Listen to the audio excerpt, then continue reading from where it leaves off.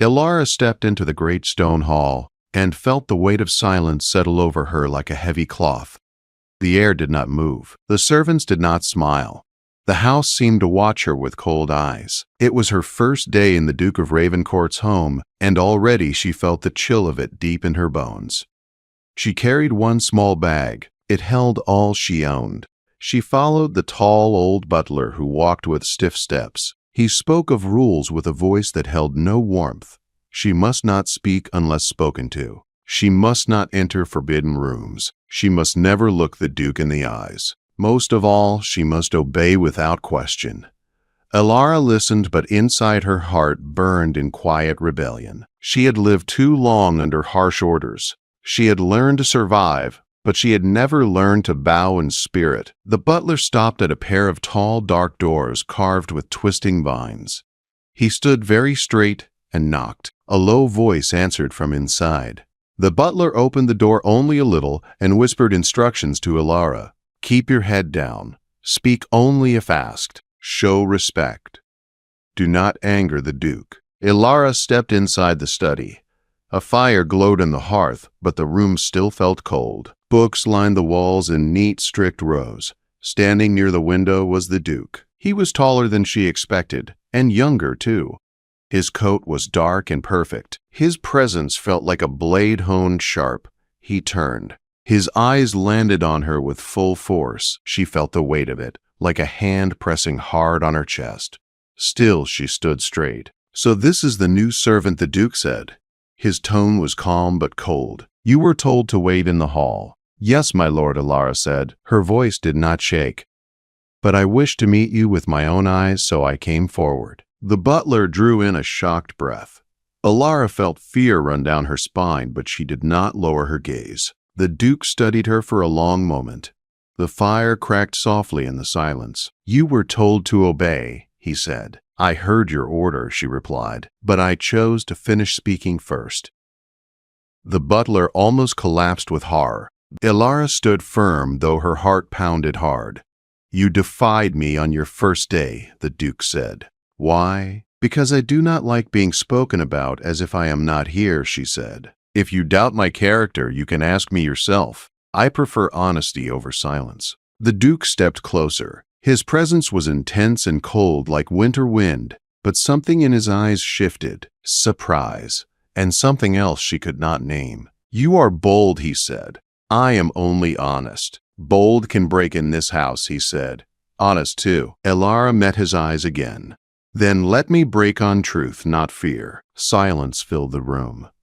Even the fire seemed to pause. After a long moment, the Duke walked to the door and held it open. Leave. Go back to the hall. In 1 hour, I will decide if you will stay in this house or dismissed at once. One misstep will send you away. Do you understand? Yes, my lord, she said. She walked past him and felt his gaze burn on her back all the way down the hall. The hour crawled slowly. Ilara stood in the entrance hall with her chin high, though her heart felt heavy. Servants passed with quick glances. No one spoke to her. No one welcomed her. She stood alone. At last, Lady Catherine descended the stairs. Her face was calm and kind. She told Ilara that the Duke had agreed to let her stay as an assistant to the household. But her voice held warning. You challenged him, she said. He will not forget that. I did not mean disrespect, Ilara said. You gave it anyway, Lady Catherine replied. It will make things harder for you.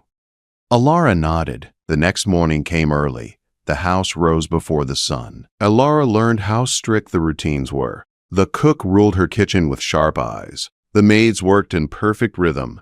The butler watched everything with suspicion. Ilara watched, listened, and learned. Lady Catherine trained her in the library. She gave her a ledger filled with neat rows of numbers. Ilara studied it and found several mistakes at once. Lady Catherine smiled with quiet pride. You are sharp, she said. You see what others miss. Later that day, Ilara worked alone in the office near the library. She heard steady footsteps in the hall. The Duke stood in the doorway. Your mother says you found irregularities in the accounts, he said. Yes, my lord, 3 of them. Tell me. She explained each one clearly and simply. He watched her with unreadable eyes. When she finished, he nodded once. "You are observant," he said. "Perhaps too observant. I only seek to do my work well." He stared at her as if trying to decide what she was made of. Then he said, "Continue with your duties. If you last the week, we will discuss a more permanent role." He left. Elora let out a breath she had been holding. She did not know it yet, but her first defiance had started something she could not stop. The Duke saw her now not just as a servant, but as something that stirred his guarded heart. And though she did not yet understand it, nothing in this house would be simple again. The week that followed was long and heavy. Elora woke before dawn each day. She moved through endless halls with a quiet step. The manor was full of rules and cold stares, but she kept her head high. She would not break. The staff watched her with mixed eyes. Some were curious, some were wary, some were clearly waiting for her to fail. The butler, Mr. Galen, watched her every move. His gaze followed her like a shadow made of judgment. The cook said little, but Elora could tell she was measuring her. Only Lady Catherine offered steady kindness. Each morning, Lady Catherine brought Elora into the library for training. She taught her how to read the large accounts, how to arrange schedules, how to write letters for tradesmen, how to track deliveries and manage disputes. Elora learned fast. She had lived on scraps and stolen coins. She knew the value of every number on a page. But no lesson was as difficult as working under the quiet presence of the Duke. Nathaniel Ravencourt moved through the house like a ghost who carried storms in his wake.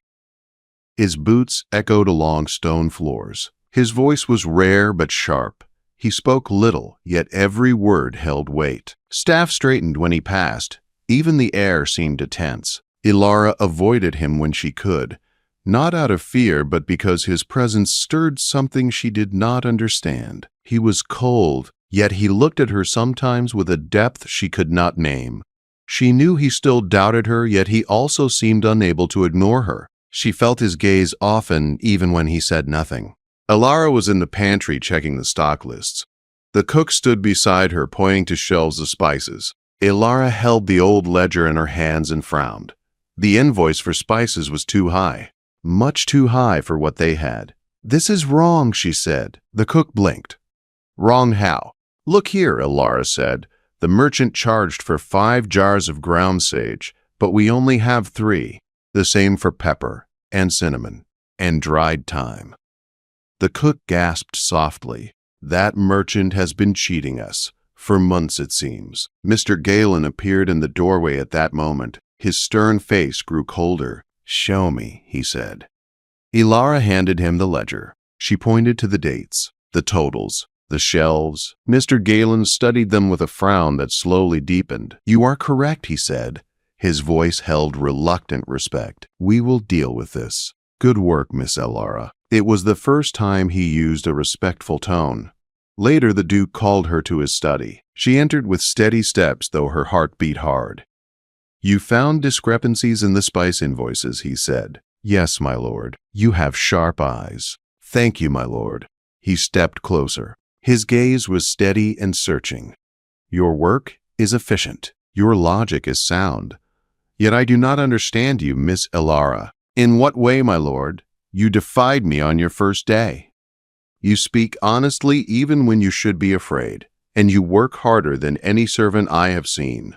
I do not know if you are trustworthy or reckless." Elora met his gaze without fear. "Perhaps both, my lord."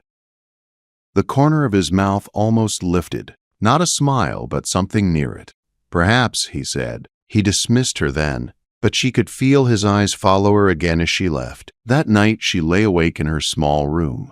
She stared at the ceiling. She thought of the Duke and of the fire that seemed to burn behind his cold exterior. Why did he watch her so closely? Why did he question her so much? Why did she care? She pushed the questions away.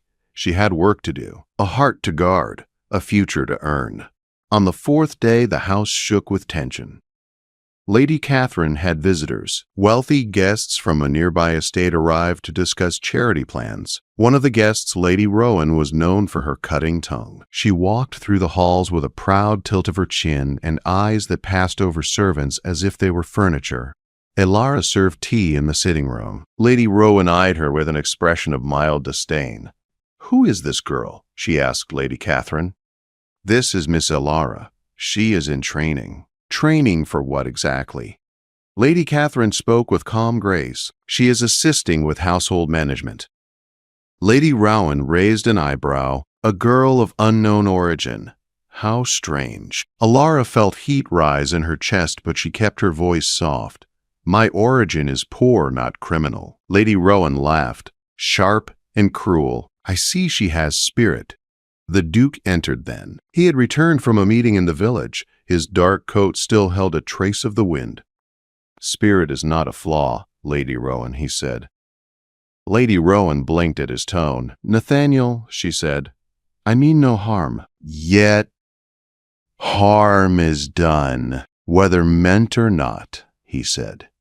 Elara almost forgot to breathe. He had defended her. Lady Rowan, flustered, changed the subject. Lady Catherine hid a smile. After tea, Lady Catherine sent Elara to the garden to gather fresh flowers. Elara walked through the winding paths. The roses were bright and full. The air smelled of earth and life. But she was not alone. The Duke appeared behind her with steps that barely touched the ground. "Miss Elara," he said. She turned. "My lord." "I wish to thank you," he said. "For what?" "For your restraint earlier." Lady Rowan can be harsh. Many would have answered her sharply. "I am used to sharp words," Elara said. He studied her face. "I suspect your past holds stories you do not speak of. Everyone has a past, my lord. But yours follows you with quiet fear in your eyes." Elara tensed. He stepped closer. "I do not ask to know your secrets," he said. "But know this, anyone who threatens my house or my people will answer to me." His voice held a storm. "Does that include me, my lord?" His eyes softened in a way she had never seen. "You are not a threat," he said, "but I fear you may be a test I was not ready to face." Her breath caught. "What kind of test?" "A test of trust," he said, "and truth, and patience." She turned away. The roses blurred for a moment. "My lord, I am only here to work." "So you say," he answered softly. Then he left her. The garden felt too quiet after he was gone. The next morning, everything changed. A letter arrived for the Duke. He opened it at breakfast. His eyes darkened. The paper shook only slightly, but Lady Catherine noticed. "Nathaniel, what is it?" she asked. "A warning," he said. "May I see it?" asked Lady Catherine. He handed it over. She read it. Her face grew pale. Elara did not know what it said, but she knew it was bad. The Duke rose from the table. "Miss Elara, my study. Now." His voice shook the air. Elara followed him with steady steps, though dread twisted inside her. Inside the study, he closed the door. "Someone knows you are here," he said. "Someone who claims you owe them a debt." Elara felt her world tilt. "Who sent the letter, my lord?" "A man named Roderick Hale," he said. "Do you know him?" Elara felt her throat close. "Yes," she whispered. "Speak," he ordered. "He was my guardian after my mother died. He ruled with fear. I fled that house. I took coins for travel. I left everything else behind. I believed he would not look for me. But he did," the Duke said. "He claims you stole from him." "He claims you are dangerous. He is lying," Elara said. Her voice shook despite her effort. "He hurt me. He controlled me.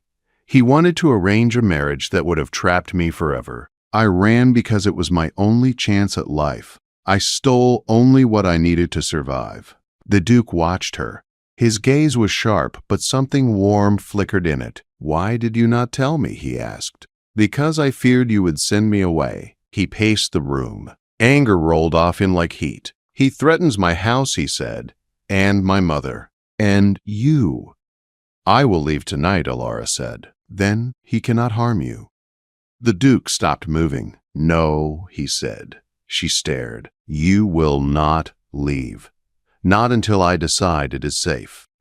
"But my lord," he held up one hand, firm, final. "You will remain here, under my protection.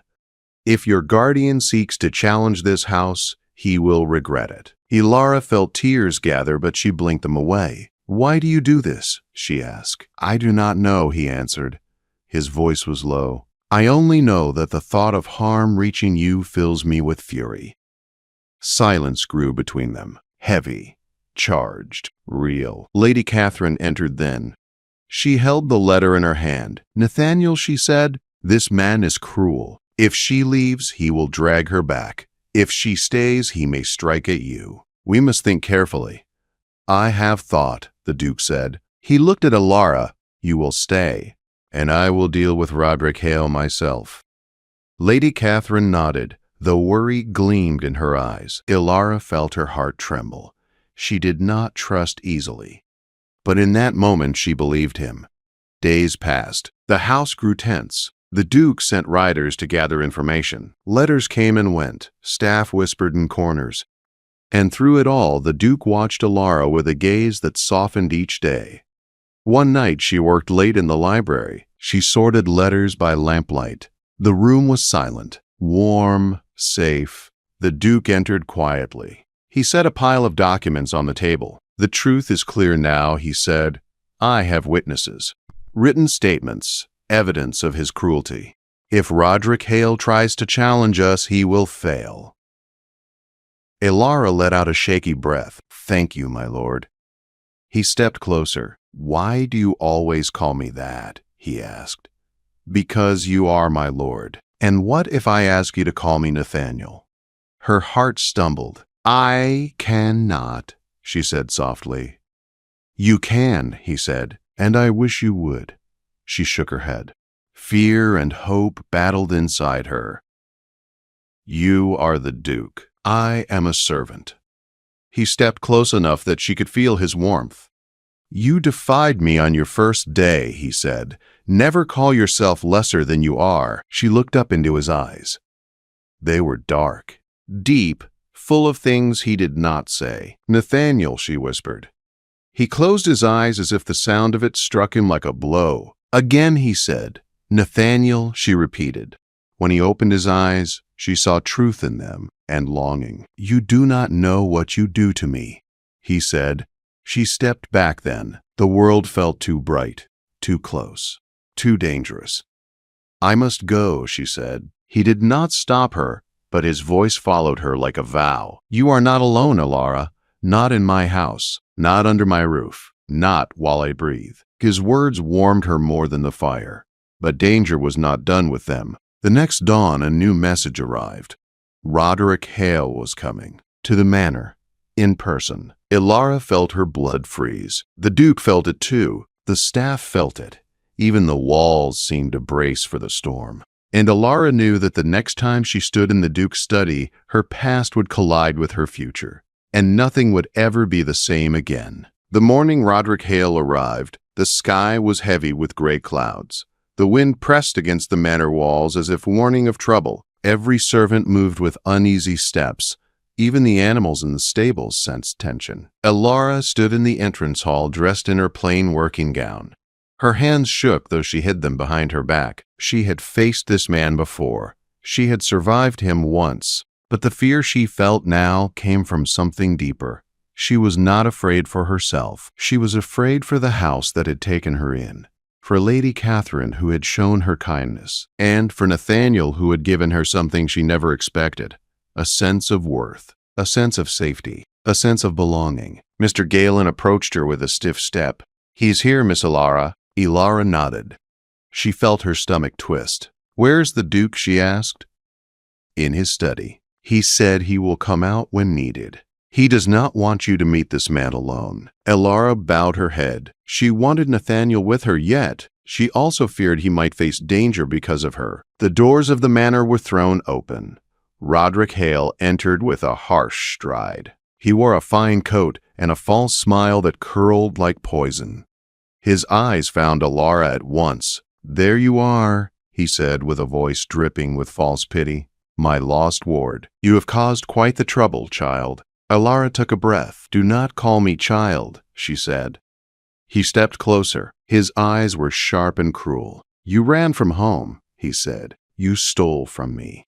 And now you hide in the house of a duke. You fooled Lady Catherine with lies. And now you will face the price for your disobedience. I fled because you hurt me, Alara said. Her voice shook, but she held her ground. You tried to force a life upon me that would have destroyed me. I stole only the coins needed for travel. Nothing more.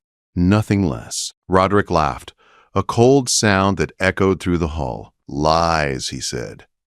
All lies. And now I will speak the truth to the Duke himself.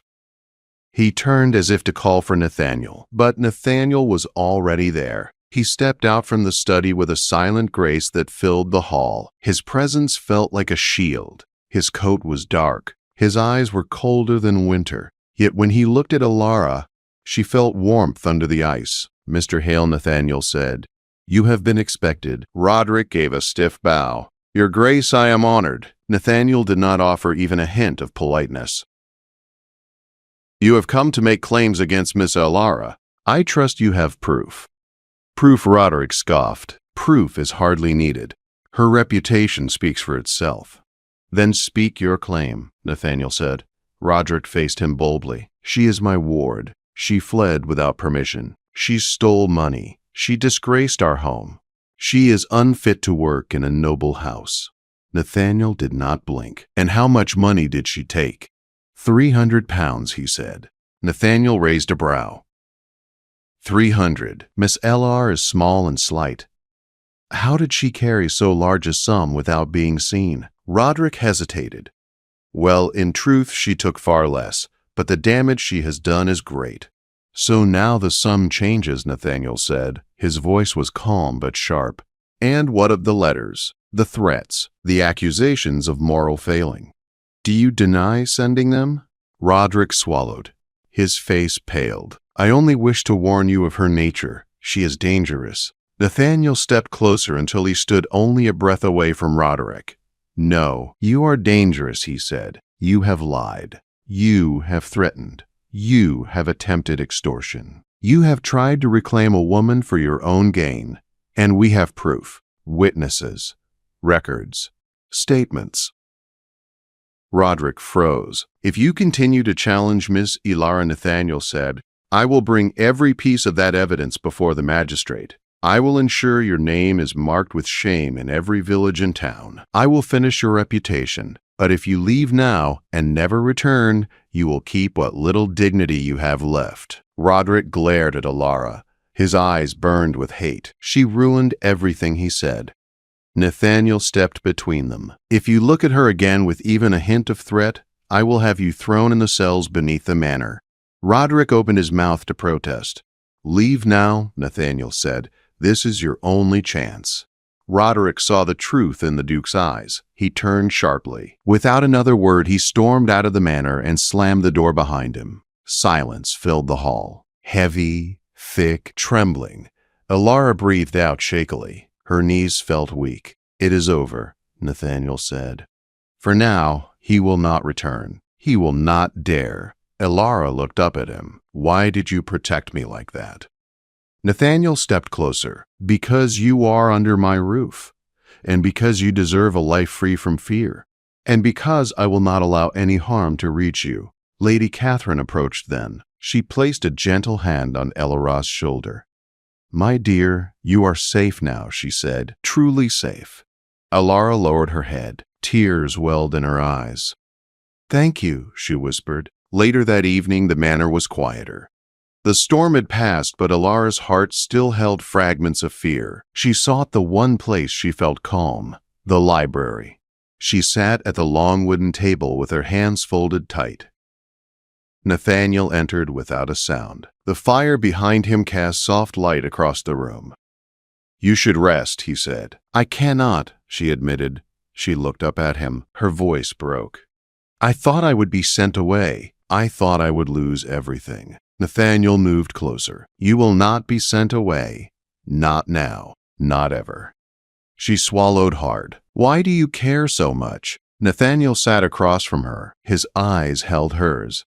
Because you changed this house, he said. You changed the staff. You brought light into dark corners. You faced me with honesty when others feared me. You made me see the world differently. I have spent years locked behind walls. You walked in and broke them without even knowing. Alara felt her heart tremble. Nathaniel reached across the table and took her hand, slowly, carefully, as if giving her time to pull away. She did not. His touch was warm, steady. I do not know how to speak of feelings, he said. I was never taught. I never trusted anyone enough to learn. But with you I wish to try. If you will allow it.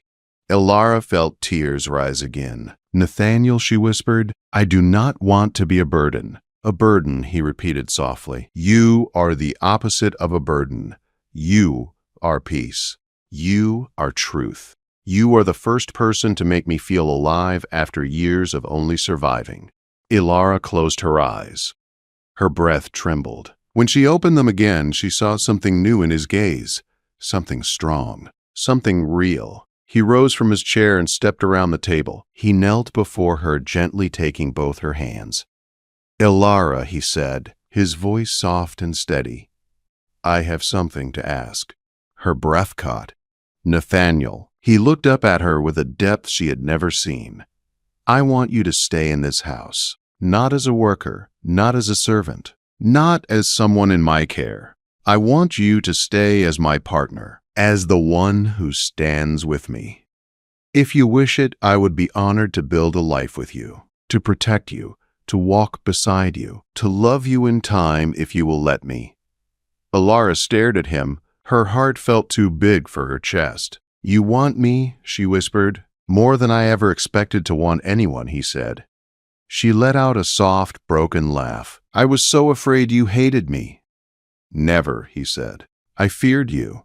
Not because you were dangerous, but because you made me hope again. Alara lifted his hands to her lips and kissed them lightly. Then my answer is, yes, she said. I will stay. Nathaniel closed his eyes as if a great weight had lifted. A soft knock came at the door. Lady Catherine entered with a quiet smile. I hoped you would say that, she said to Alara. I have something for you. She held a small velvet box. Nathaniel looked startled. Mother, I did not plan yet. Oh, hush, Lady Catherine said. I knew you would ask her soon enough. I only wished to help. She opened the box.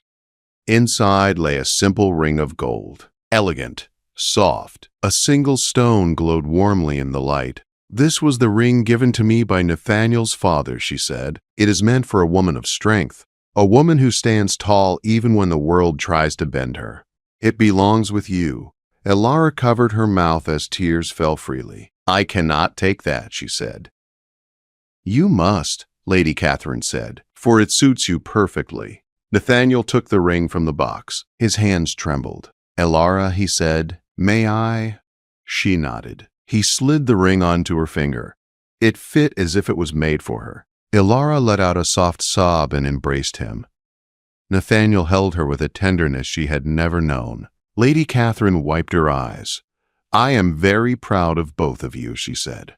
The days that followed were full of quiet joy. The staff warmed to Alara fully now. Even Mr. Galen softened.